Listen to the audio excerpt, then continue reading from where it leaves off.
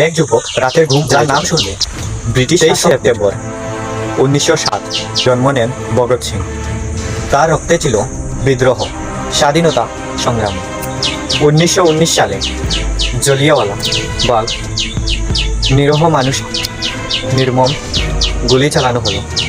মাত্র 12 বছর বয়সী ভগৎ সিং সেই রক্তান্ত মাটিকে নিজের সঙ্গে নিয়ে সেই দিন জন্ম নিল এক আগুন।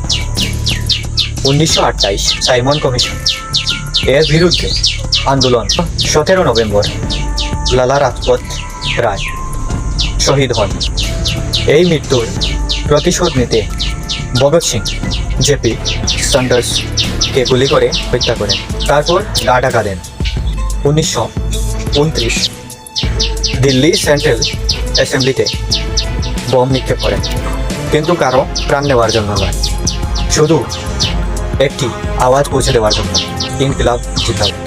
বোম নিক্ষেপ করার পর পালিয়ে যাননি, আত্মসমর্পণ করে দেন।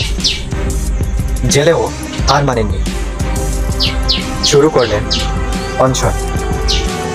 কারাবন্দীদের অধিকারের জন্য লড়াই চালিয়ে গেলেন শেষ নিঃশ্বাস অবধি।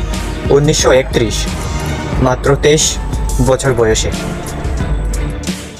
ভগৎ সিং সুখদেব রাজগুরু হাসতে হাসতে ফাঁসিতে ঝুলেন।